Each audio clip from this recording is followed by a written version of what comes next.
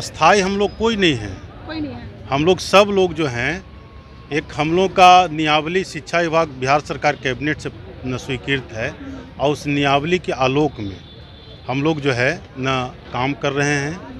हम लोगों को मासिक जो भी अभी मिलता है वह फिक्स है, घंटी आधारित हम लोगों का है कि जो हमारा 50,000 फिक्स है न, उसको उसने बेसिक सैलरी जो होता है न असिस्टेंट प्रोफेसर का 57,700 वह उसने दे दिया है। बिहार सरकार का सकारात्मक रुख नहीं रहा तो आने वाले समय में आपके समक्ष हमको कहने में कहीं कोई अति नहीं है कि हम लोग जितने भी बिहार के अतिथि शिक्षक हैं, हम लोग संघर्ष को तेज करेंगे। प्रति क्लास वेतन आप देते हैं, वेतन देने के समय प्रति क्लास काम लेने के समय सारा काम आप करेंगे। आप बोलेंगे कि आप फुल टाइम अपने आप को कीजिए, तो हमें फुल टाइम कर दीजिए। अतिथि शिक्षकों को अस्थाई शिक्षकों की तरह दिन में 7 घंटे ड्यूटी करनी है, 5 घंटे ड्यूटी करनी है। इस तरह का लगातार बार बार वो लोग बात बोल रहे हैं। तो जब आप बार बार ये बात जब आप कर रहे हैं तो वेतन देने के समय, अस्थाईकरण के समय ये आप क्यों नहीं करते हैं? तो सरकार को ये कॉमन सेंस समझना चाहिए। अगर वो उच्च शिक्षा व्यवस्था के प्रति अगर थोड़ी भी संवेदनशील है, हमारे पास भी नेट है, हमारे पास भी पीएचडी है, हमारे पास वो सारी डिग्रियां हैं, पब्लिकेशंस हैं जो अस्थाई शिक्षकों के लिए होता है। बस ये है क्योंकि हम लोग कहीं पढ़ा रहे थे, हमें उसका कोई एक्स्ट्रा वेटेज नहीं मिला और दूसरे राज्यों के लोग जो हैं उन सीटों पर आकर के भरे जा रहे हैं और जो धीरे धीरे जो अतिथि शिक्षक जो हमारे जैसे जो काम कर रहे हैं उनको हटाया जा रहा है। बिहार की अभी उच्च शिक्षा की जो स्थिति है, हम अतिथि शिक्षकों के भरोसे ही चल रही है। लाइव बिहार में आपके साथ रूपम। देखिए बिहार में शिक्षा का क्या हाल है, थोड़ा सा हम आपके वो दिखाने जा रहे हैं, बताने जा रहे हैं। दरअसल अभी नियोजित शिक्षक के बारे में तो आप देख ही रहे हैं, नया नियम निकाला, उसके बाद फिर क्या बवाल उठ रहा है। और अब एक और खबर हम आपको बताने जा रहे हैं। गेस्ट टीचर हमारे यहाँ कितने अस्थाई टीचर हैं ये आप सभी को ही पता होगा या नहीं पता होगा, ये थोड़ा सा हम बात कर लेते हैं। हमारे साथ जो गेस्ट टीचर हैं उनकी कुछ समस्याएं हैं, हालांकि बहुत लोगों के पास ये जा रहे हैं, कई नेताओं के पास जा रहे हैं, लेकिन बात बन रही है या नहीं बन रही है? थोड़ा पूरा मसला बताइए कि आप लोगों का क्या प्रॉब्लम है। देखिए न, प्रॉब्लम 2 तरह के हैं, एक तो शॉर्ट है और एक लॉन्ग है। कौन लोग हैं आप? न, हम लोग अतिथि सहायक शिक्षक प्राध्यापक हैं जो बिहार के विभिन्न यूनिवर्सिटी में और नियुक्त हैं, और अभी तो हम लोग पटना यूनिवर्सिटी के लोग हैं, ठीक है ना। पूरे बिहार में लगभग 2464 अतिथि शिक्षक सहायक प्राध्यापक तकरीबन अभी हैं, और पटना यूनिवर्सिटी में अभी हम लोग तकरीबन 257 के आसपास हैं। पहले थोड़ा सा एक सवाल करना चाहेंगे, आप लोग गेस्ट हैं, अस्थाई रूप से कितने यहाँ पर हैं बिहार में? अस्थाई हम लोग कोई नहीं है। कोई नहीं है। हम लोग सब लोग जो हैं, एक हम लोग का नियावली शिक्षा विभाग बिहार सरकार कैबिनेट से न स्वीकृत है और उस नियावली के आलोक में हम लोग जो है न काम कर रहे हैं। हम लोगों को मासिक जो भी अभी मिलता है वह फिक्स है, घंटी आधारित हम लोगों का है। उसमें 50,000 रुपया मैक्सिमम हम लोगों का न प्रति महीना हम लोग का फिक्स है, ठीक है। हम लोग का देखिए जो मांग है, एक शॉर्ट एक लॉन्ग इसलिए बता रहे हैं कि शॉर्ट तो अभी तत्काल हम लोग जिसके लिए अभी आए हैं वह यह है कि झारखंड सरकार ने जो नोटिफिकेशन जारी किया है वहाँ भी इसी प्रकार के गेस्ट टीचर थे।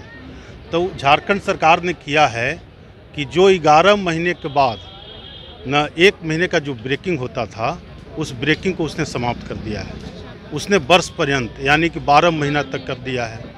दूसरा उसने किया है कि जो हमारा 50,000 फिक्स है न, उसको उसने बेसिक सैलरी जो होता है न असिस्टेंट प्रोफेसर का 57,700 वह उसने दे दिया है, ठीक है। तो यह 2 जो तत्कालिक उसने किया है, हम बिहार सरकार के उच्च शिक्षा न के आज अपर मुख्य सचिव से भी मिले हैं, बिहार सरकार के माननीय वित्त मंत्री जी से भी मिले हैं, और अभी शिक्षा मंत्री जी से भी हम लोग 4 बजे जाके मिलने जा रहे हैं। और अभी तक अपर मुख्य सचिव भी और बिहार न अख्तियार किया है, और उन्होंने कहा है कि इस मामले को हम लोग ज़रूर जो है देखेंगे, और जो भी इसमें न कानून में संशोधन करना पड़ेगा, न मंजूरी लेना पड़ेगा, इसमें हम लोग आगे बढ़ेंगे। देखिए कहते तो हैं सब लोग, लेकिन मुझे ये जानना है कि ज़रूर देखेंगे, क्या उन्होंने कुछ टाइम भी दिया है कि हाँ कब तक हम देखेंगे चुनाव से? हमारा काम है शांतिपूर्वक अपना न मांगों के समर्थन में संघर्षरत रहना, पहला काम।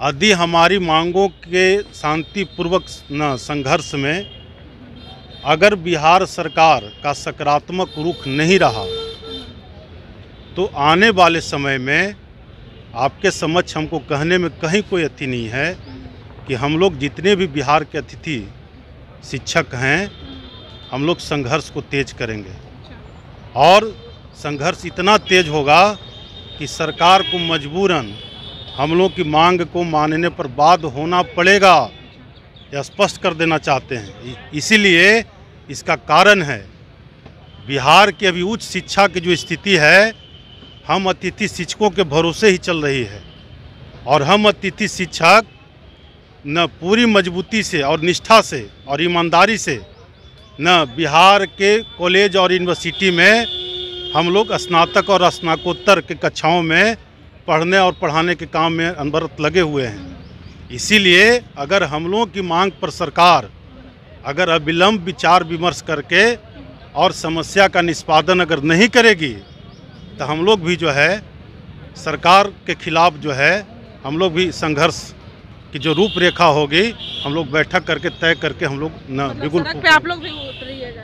बिल्कुल सरकार हमारी न्यायोचित मांगों को अगर नहीं मानेगी तो स्वाभाविक है कि हम संघर्ष का रास्ता पर जाएंगे। तो सरकार का रवैया जिस तरह से देखा जा रहा है, नियोजित शिक्षकों पर भी उन्होंने कह दिया कि भाई जो आंदोलन में उतरेगा वो फिर समझ जाए, तो फिर आप लोग नियोजित शिक्षक और अतिथि शिक्षक में बहुत डिफरेंसेज है, बहुत अंतर है, ठीक है ना। लेकिन सड़क पे उतरने के बाद शायद आप लोगों नियोजित शिक्षक की लड़ाई जो है आज से नहीं चल रही है और न लंबे समय से चलती आ रही है।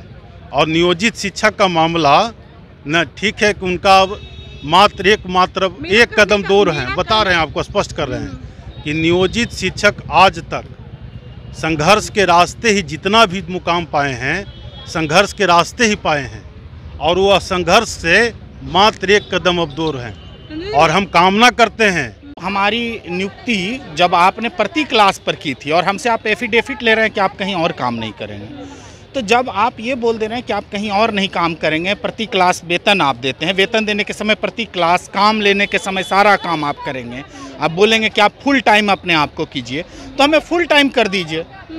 मैं आपको कई नोटिस ऐसे दिखा सकता हूँ जहाँ लिखा हुआ रहेगा कि अतिथि शिक्षकों को अस्थायी शिक्षकों की तरह दिन में 7 घंटे ड्यूटी करनी है, 5 घंटे ड्यूटी करनी है, इस तरह का लगातार बार बार वो लोग बात बोल रहे हैं। तो जब आप बार बार ये बात जब आप कर रहे हैं तो वेतन देने के समय, अस्थायीकरण के समय ये आप क्यों नहीं करते हैं? जब आप एक तरफ अभी देखिए, जैसे आपने अभी नियोजित शिक्षकों की आप बात कर रही थी, तो आप वहाँ पर क्या है कि आप बीपीएससी के थ्रू और फलाने के थ्रू, जबकि और हमारा तो बिल्कुल उसी क्राइटेरिया पर हमारी बहाली हुई। मैंने हमारी तो स्थिति ऐसा नहीं कि कोई और किया।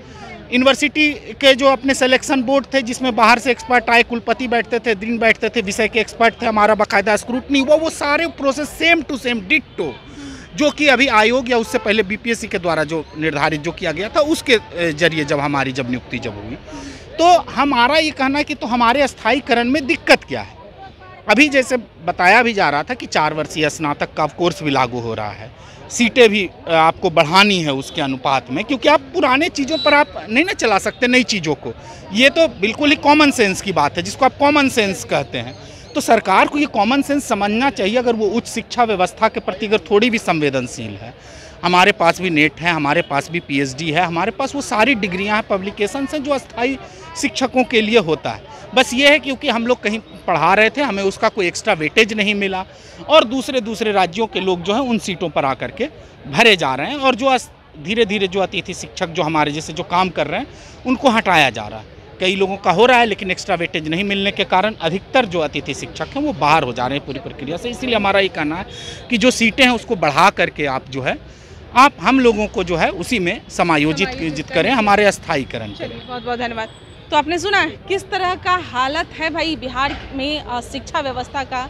भाई साफ तौर पे कहा जा रहा है कि बदहाल है शिक्षा व्यवस्था और इन्होंने चेता भी दिया है सरकार को कि हमारी मांगे अगर नहीं सुनी गई तो उसके बाद फिर हम लोग भी एक बैठक करेंगे। जिस तरह से नीतीश जी आप बैठक करने जा रहे हैं उस तरह से ये लोग भी एक बैठक करेंगे और उसके बाद आगे की इन लोगों की रणनीति जो होगी वो सड़क तक भी हो सकता है वो पहुंच सकती है। अब चुनाव आने वाला है और चुनाव से पहले क्या नीतीश सरकार इन लोगों को संभाल पाएंगे, यानी कि ये लोग भी क्या विपक्ष में खड़े हो जाएंगे, ये बहुत बड़ी बात है।